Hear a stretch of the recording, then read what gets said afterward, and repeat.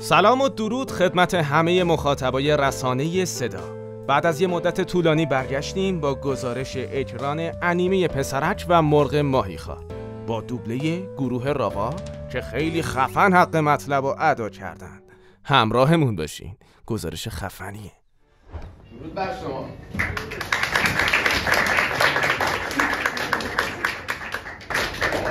من امین منصوری هستم، مدیر دوبلاژ پسر مرغ ماهیخوار و گوینده نقش پلیکان زخمی اگه یادتون باشه که فوت کرد.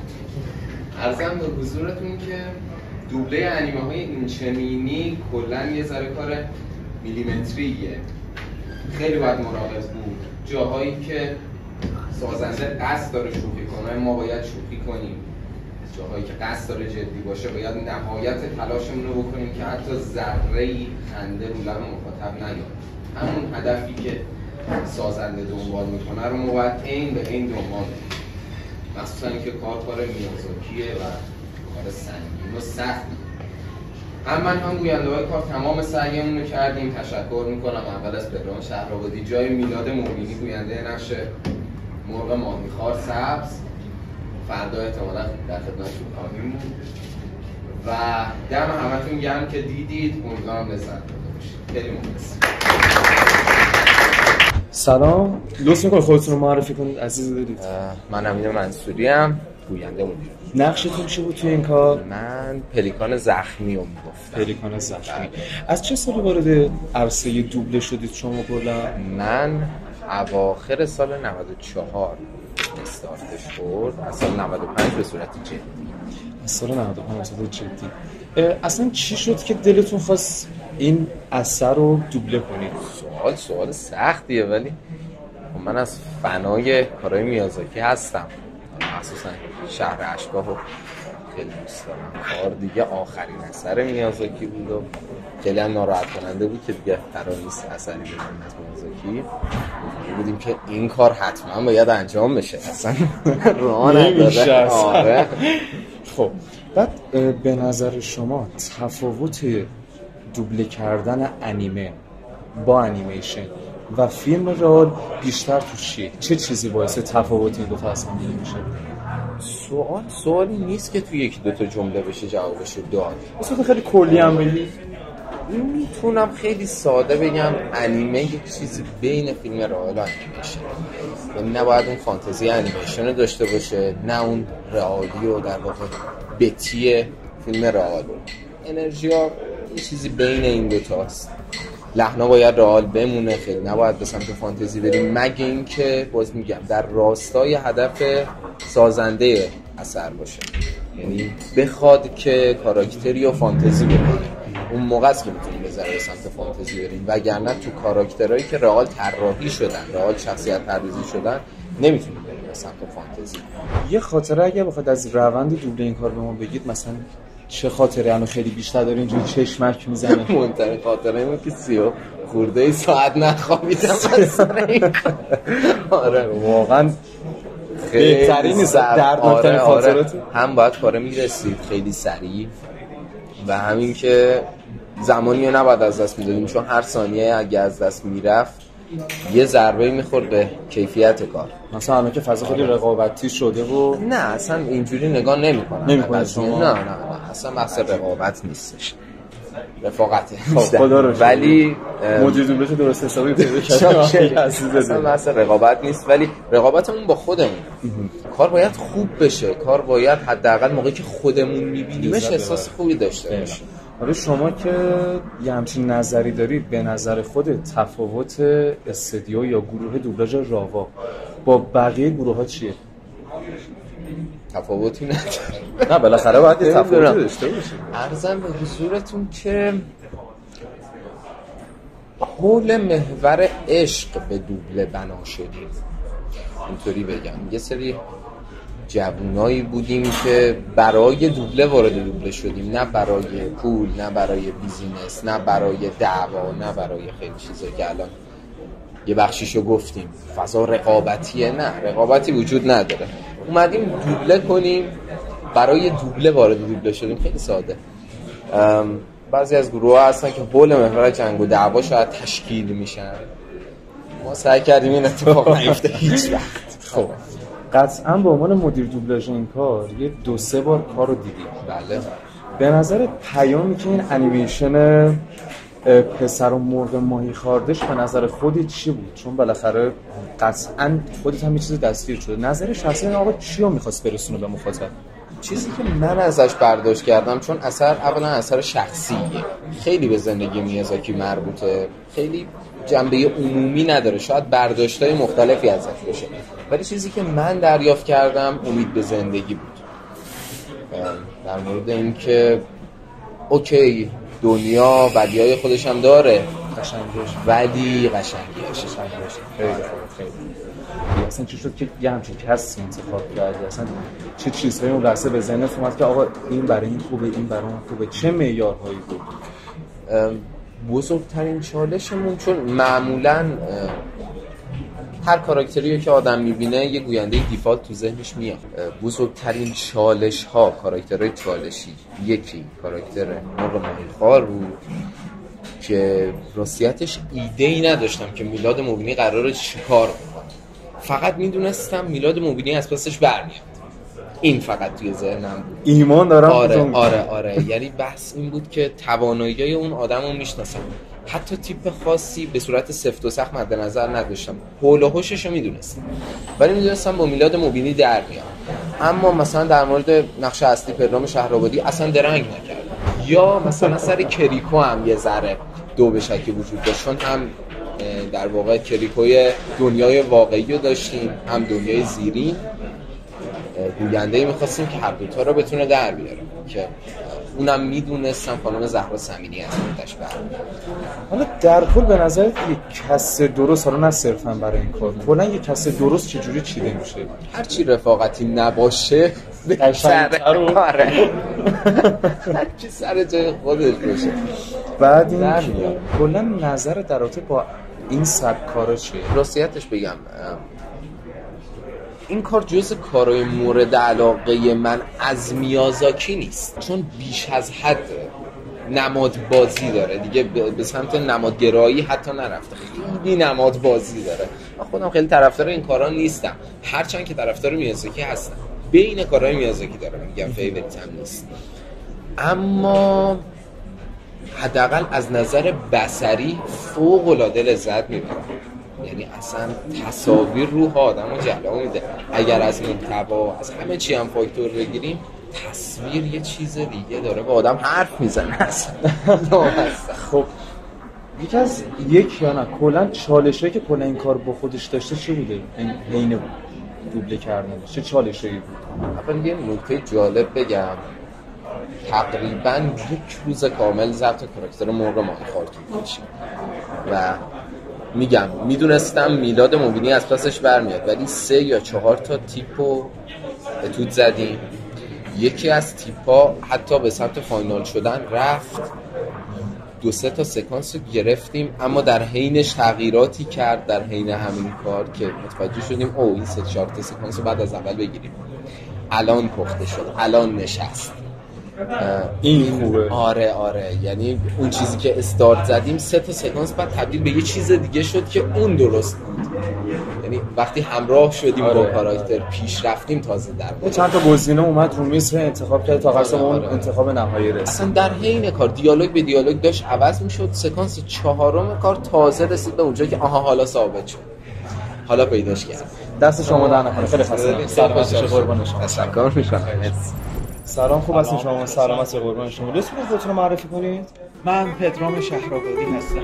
خیلی عالی. یه خاطره‌ای که بخواد از روند دوبله این کار به ما بگی، چه خاطره‌ای هست بخواید تعریف کنید؟ خیلی تو ذهنتون اونجا داره چشمک میزنه. خاطره‌ای که بخوام از همین کار اخیر بگم این بود که امین منصوری به من زنگ زد، گفتش که بیا انیمه باید بگی. گفتم کدوم انیمه؟ گفتش کار آخر میازاکی. گفتم اوکی کدوم نقش؟ گفت پسر اصلی. گفتم یس. همیشه دوست داشتم که توی کارهایی که میازاکی انجام میده حداقل یه نقش کوچیکو گفته باشم، ولی خب الان اومد نقش اصلیش گفته. آره. چی شد که اصلا به شما پیشنهاد شد؟ عموما خب صدای من صداییه که به قول اهل فن میگن تینیج گوه. بعد ماهی تو هم کاراکتری نبود که بخواد یک دختر خانوم بگه، یعنی اون نه اونقدر کوچیک بود که یک خانوم بگه و نه اونقدر بزرگ بود که یه مرد بالغ بگه. صدایی که حالا مدیر دوبلاژ صلاح دید که من این نقشو بگم انتخاب اون بود و اینکه خوشحالم که این اتفاق افتاد، چون به نظر خودم چالشی بود از این لحاظ که خیلی کاراکتر تقریبا میشه گفت مونوتونی بود، یعنی بالا و پایین آنچنانی تو احساساتش نداشت، یعنی برعکس من برونگرا کاملا یه کاراکتر آروم درونگرا بود و این که میخوام من حس خودم، حس پدرامو کنترل کنم، بازی پدرامو کنترل کنم، برام جذاب. اصلا خودتون به این علاقه دارید که نقش اصلی بگید؟ اگر میدین اون نقش است که تو رو انتخاب میکنه دیگه، حالا ممکنه اون نقش اصلی باشه، ممکنه نقش فرعی باشه. من خودم حالا نقش اصلی و فرعیشو خیلی نمیدونم، ولی نقش چالشی همیشه دوست دارم، یعنی دوست دارم یه چیزی باشه که اذیتم بکنه. یه خط هم شده یه خطه، ولی هم یه خط اذیت همون یه خط شاید همون یه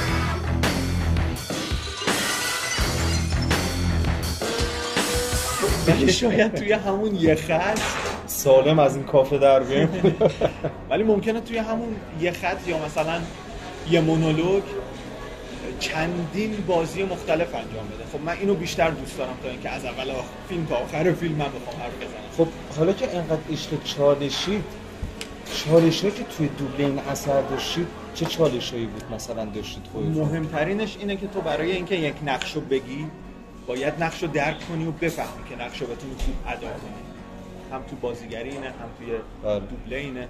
خب چالشش این بود که خب این چه فلسفه‌ای پشتشه که من باید اون حسو در بیارم و نمیدونم باید اینو مخاطب بگه که در اومده یا نه. مخاطب دوبله بین باید ببینه. یعنی بیشتر اون چالشی که خودتون بوده این بوده که بتونید خوب درکش کنید و عین همونو انعکاس بدین و بهش برگردونید که یه جاهایی از خود کار من سعی کردم عین ریاکشن ژاپنیشو انجام بدم که ببینم میشه نمیشه، خوب در میاد بد در میاد. این انیمیشن رو فکر کنم شما باید به عنوان حالا شخصیت اصلی و حالا عوامل کار حداقل بیشتر از یکی دو بار باید دیده باشید شما این کارو. به نظرتون پیامی که این انیمه پسران مرغ ماهیخوار می‌خواست برسونه چی بود از دیدگاه خودتون؟ از دیدگاه خودم بخوام بگم اینه که یه ذره سخته از دیدگاه خود، چون دقیقا همون دیدگاهی که میازاکی میخواست برسونه که همه چیز رفتنیه، همه چیز فانیه و اینکه خب به عنوان آخرین اثر خودش همون جوری که توی قضیه نقد و بررسیش هم اشاره شد اینه که این دیگه آخرین سنگیه که گذاشتم و بعد از این دیگه تموم شد. میازاکی از این حرفا زیاد زد، الان 20 سال قراره چیز کنه. خب آخه هر کارش هم نگاه می‌کنی 7 سال 8 سال داره طول میکشه اون پروداکشن کاره که تو 7 8 سال داری یه کاری می‌کنی و اینکه میازاکی کسیه که هنوز داره پیپر کار میکنه. مثلا همینه که 7 سال تو همه رفتن سراغ دیجیتال، میازاکی نه هنوز رو کاغذ داره. و علت موندگار بودنش هم همینه که هنوز به این سری اصالت‌ها و اصول پایبنده. آره و نمیدونم هر کسی دیدگاه از وقتی انیمه فلسفی میاد هر کسی ممکنه نقد خودش رو داشته باشه، هر کسی دیدگاه خودش رو داشته باشه. ممکنه من یه حرفی بزنم روی نقد یکی دیگه تاثیر بذاره. درست. ولی من ترجیح میدم همون دیدگاه میازاکی رو داشته باشم. پیامتون چیه به اون طرفدارایی که داری؟ اگه بخوای یه حرف دلی بهشون بزنی. حرف دلی که بخوام به کسایی که دارن میبینن بزنم اینه که سمت دوبله نه اتفاقا سمت هر کاری که دوست دارن برن، بالاخره سعادتمند میشن. خاکخوری داره ولی ارزششو داره.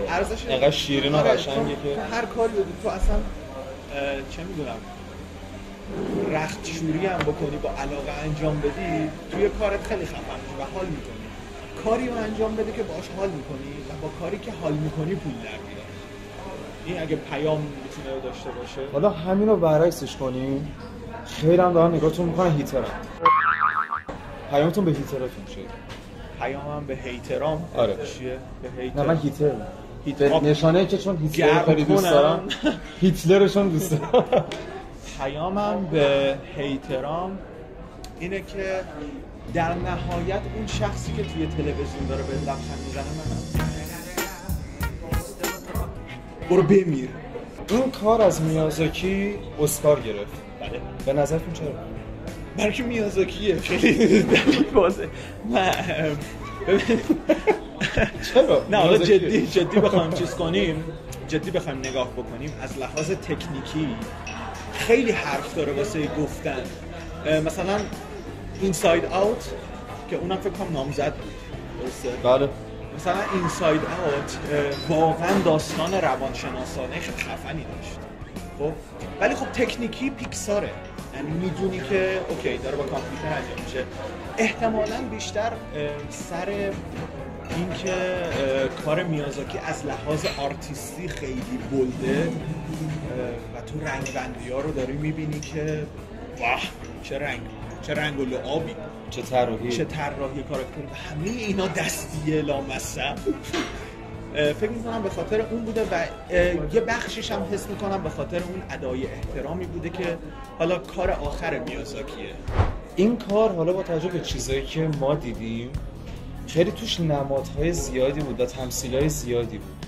اون تمثیل‌ها، اون استعاره‌هایی که تو این کار استفاده شد به نظر شما چه چیزایی بود؟ ببین کلا شما به ساختار انیمه ها نگاه کنی، کلا فرهنگ ژاپن همیشه توش آثار مرس به خدا زنده باش. توی آثار ژاپن همیشه آثاری از جنگو میبینی. چرا؟ چون ژاپن هم تقریبا مثل کشور ما کشوری بوده که همیشه تو جنگ بوده، یعنی به قول معروف نزدیکی فرهنگی هست. برای همینه که انیمه اینقدر طرفدار داره، بخاطر اینکه نزدیکی فرهنگی رو داره.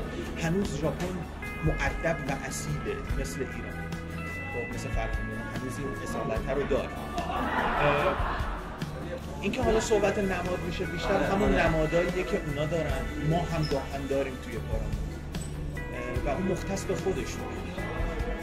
این نمادهایی که مختص به فرهنگ ژاپن، فرهنگ ژاپنه و همیشه این به قول معروف این تجربه جنگ رو توش می‌بینی. می‌بینی همش اولش با یه بمبارون، با یه زلزله، با یه آتش سوزی مهیب، همش داره با یه همچین چیزی شروع میشه، تهش هم میره به همون نماد میرسه. یعنی هر روند داستان هر چی هم که باشه باز دلشون نمیاد، یه سری اشاره‌ها به اون گذشته میرسه، چون با اینا میشناسنشون. حالا به نظرت اون درس نهایی و مثلا هدفی که کلا ساخت این کار داشت چی بود؟ یعنی با این می‌خواست چی رو نشون بده، چی رو ثابت کنه؟ این خیلی سوال سختیه واقعا، اونقدری نتونستم بفهممش که بخوام این سوال همون مقداری که متوجه شدی. ببین بیشتر چیزی که توش خیلی برای من بولد بود اینه که اولش یه مقداری با اون نامادری حالا میشه گفت اسپویل آره. اولش با اون خانومی که وارد میشه یه مقداری زاویه داشت به یک سری دلایل، ولی بعد نمیتونه دست برداره از نجات دادن اون آدم، نمیتونه بی تفاوت باشه. آره میره دنبال این که آقا خب اوکی تو که حالا شاید من یه کوچولو باهات زاویه دارم، دلیل نمیشه نگردم کمکت نکنم به واسطه مدلی که تو به نسبت به من من نمیتونم بی تفاوت باشم. دقیقاً، یعنی میرسه به اون بعد انسانیه که اوکی هرچی که هست الان قضیه جونته، شاید یه چیز مهمیه، شاید اصلا شاکله یه خانواده باشه، اگر کاری از دست من برمیاد بذار انجام بدم. و اونقدر به خدا که من اینا تحلیل شخصیمه، من اصلا چیزی نیستش میخوام برم دست بودم دیگه دارن سنگ تموم میزن آقای فیلم برای و اینکه این پسر اونقدر قده که میگه من انجامش میدم به هر نحوی که هست و تو فلانی که اومدی داری اذیت میکنی یا برو گم شو من نشون بده چه کردی؟ موزیک هم برام گذاشتن توی این تایم. من همیشه مصاحبه هم میشم یه جمله پدرسی مهمونو میکنه. اوه خیلی وقت پدکس ننوشتم به خاطر یک سری مسائل، به خاطر اینکه به نظر خودم خلاقیت لازم دیگه وجود نداره برای اینکه پدکس رو بخوام بهتر بکنم، واسه همین فعلا چیزی ننوشتم. 3 days later. آیا اونایی که آنزیم هضم لاکتوز ندارن از اینکه تو کهکشان راه شیری دارن زندگی میکنن اذیت نمیشن؟ واو.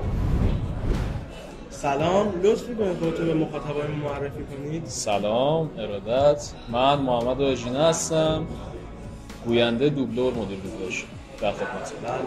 فرق بین دوبله انیمه و انیمیشن و فیلم رئال تو چیه؟ دوبله انیمه دقیقاً یه حد وسطی بین رئال و انیمیشن.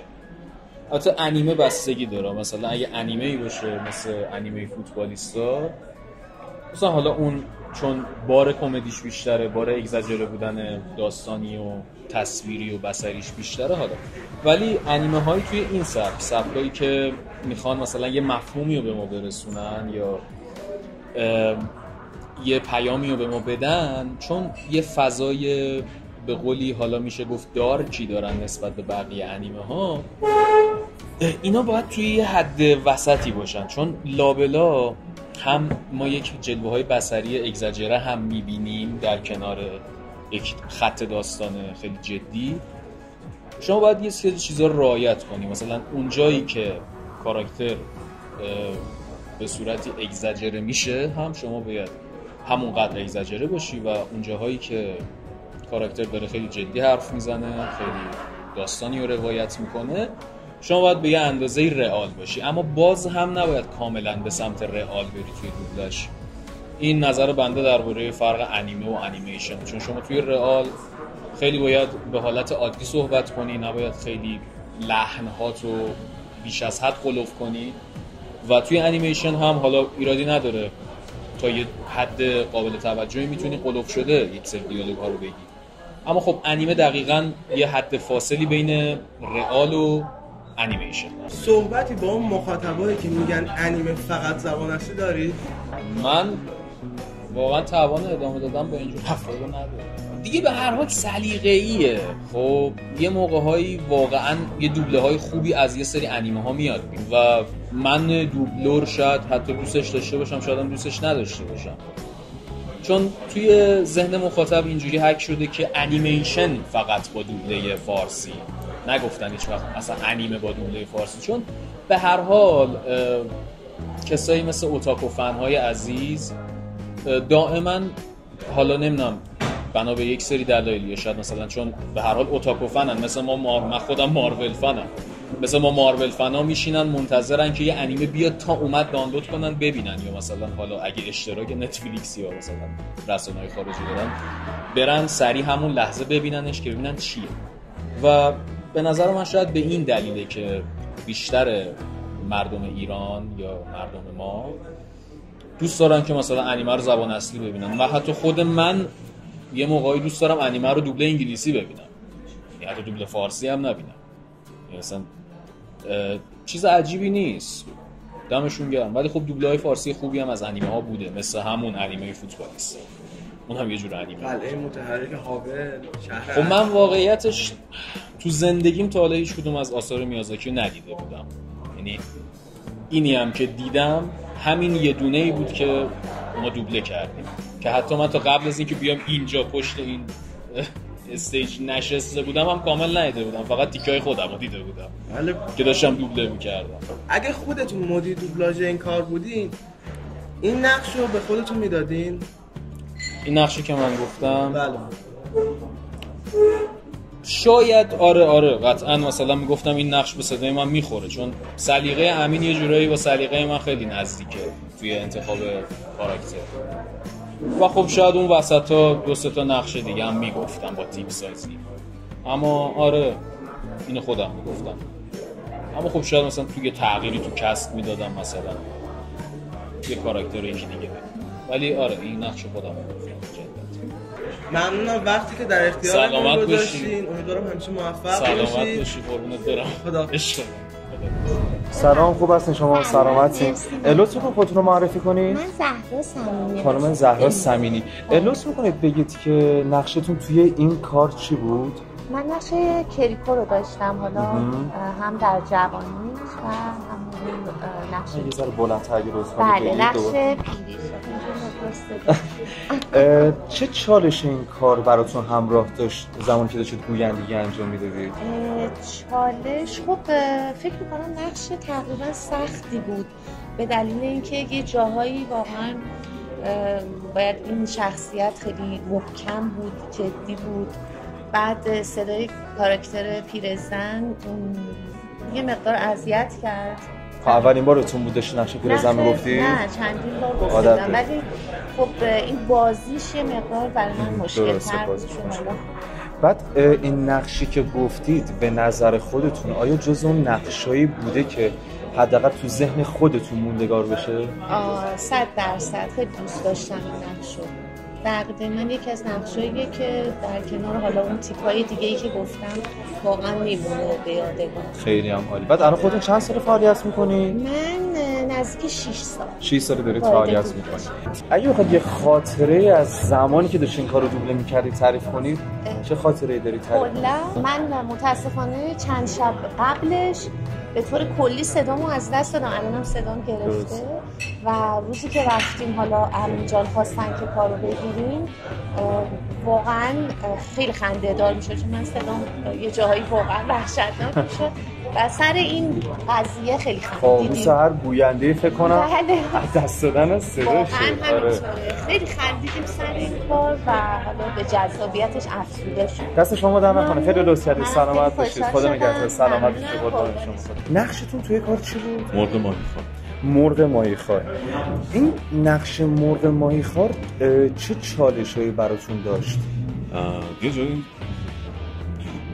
سختیش این بودش که اصلا ماهیتش معلوم نبود که، یعنی چون به مدیر کارم گفتم که ندیم که زیاد مثلا توضیح کنم، کشف رو بذاریم تو کار خودم که کشفش کنم. یه توضیح کلی راجع به کار دادم، بعد رفتیم سراغ کار.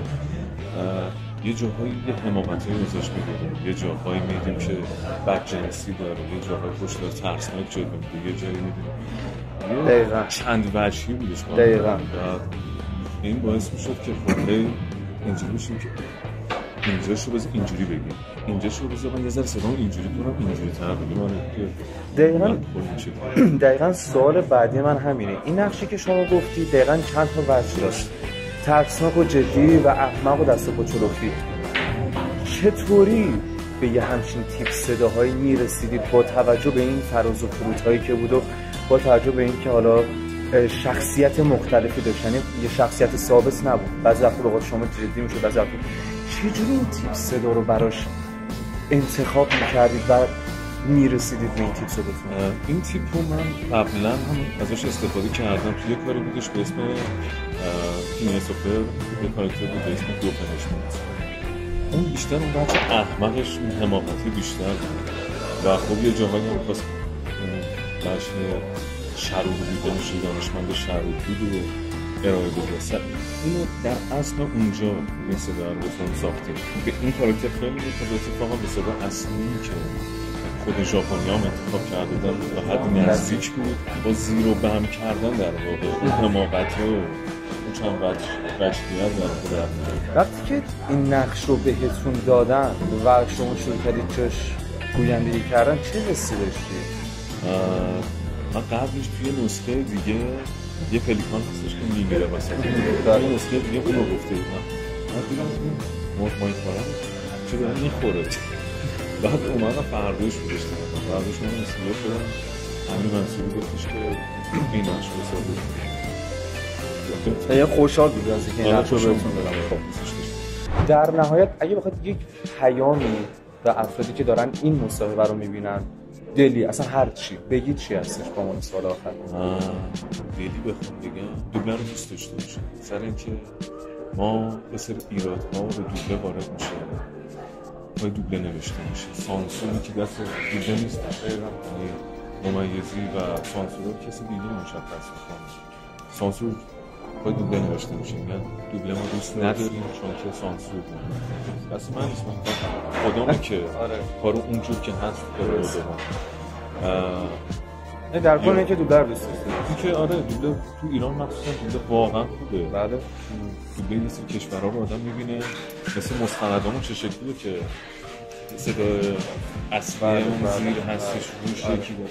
یه سری دوبله یه سری کشورها همین الان واقعا همین شکلیه که یکی مثل راوی داره فقط یه متن روخونی میکنه صدا اصلا اون زیر داره پخش میشه. ما اینجا واقعا همه بچهای دوبله چه راوا چه گروه‌های دیگه چه نوپاها چه قدیمی‌ها همه تلاششون میکنه که بهترین رو بذارن که مخاطب فارسی همزاد پنداری رو بتونه بکنه با کارهای خارجی.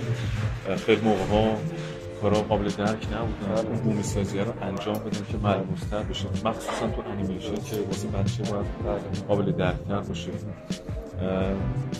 خیلی دوست دارم بگم که همه چیز رو پای دوبله ننویسن، دوبله رو دوست داشته باشید. سلام، لطف میکنید خودتون به مخاطبای ما معرفی کنید؟ سلام، بیتا ایقانی هستم. از سال 89 دارم کار دوبله انجام میدم. کار مدیریت هم از سال 91. ممنون. نقشتون توی کار چه چالش‌هایی داره و نقشتون رو دوست داشتین؟ نقشمو که خیلی دوست داشتم، واقعا یکی از قشنگترین نقشایی بود که گفتم، کاراکتر هینی، چون کلا هم میتونم بگم یه خورده طرفدار کارهای میازاکی هستم. چالشی که داشت خب خیلی کاراکتر احساسی بود، اون بازیای احساسی که داشت واقعا برای خودم جذاب بود، مخصوصا اونجا که آخرش داره بهش میگه که من اگه اسپویلشه من مادرتم. آره من مادرتم و خیلی خوشحالم، حتی با اینکه قراره تو آتش سوزی بمیرم ولی میخوام برگردم به این دنیا. واقعا الان که بهش فکر میکنم احساسی میشه. خودتون طرفدار انیمه هستید و انیمه های مورد علاقتون چیه؟ انیمه های مورد علاقم اتک آن تایتان رو خیلی دوست داشتم. بعد از کارهای خود میازاکی هم اگه بخوام بگم شهر اشباح، قلعه متحرک هال و پونیو. ممنون. خاطره ای از روند دوبله این کار داریم؟ خاطره خاصی که ندارم، ولی من پوسترهای کار رو قبل از اینکه بریم برای دوبله دیده بودم و تا نقش هیمیو دیدم یه پوستری بود که همون چهرهش توی آتیشه. تا اونو دیدم جوری شدم که اگه قرار باشه که این کار رو گروه راوا برای دوبله بگیره احتمالا این نقش رو من خواهم گفت و آقای منصوری هم همین اتفاق رو رقم زد. به نظرتون چرا این کار اسکار برده؟ چون کار میازاکی. نمیدونم، موسیقیشو خیلی دوست داشتم. خب آخرین اثر میازاکیه و حالا من نمیدونم تو بخش انیمیشنای اسکار چه انیمیشنای دیگه ای هم بودن، راستش اطلاع ندارم. به نظرم اسم میازاکی خودش یه وزنه است دیگه. آره یه وزنه است و حیف بود. شاید حتی به عنوان آخرین کاری که از این آدم قراره ما ببینیم حیف بود اگه اسکار نگیره. و خب جلوه‌های بصری خیلی خوبی داشت. میگم من چون کلا کار میازاکی رو دوست دارم اینم دوست داشتم. البته نمیتونم بگم بهترین کارش بود واقعا از نظر من هنوز بهترین کار شهر اشباحه و بعد قلعه متحرک ها، ولی اینم خیلی قشنگ بود و من کلا موسیقی متن کارو هم خیلی دوست داشتم.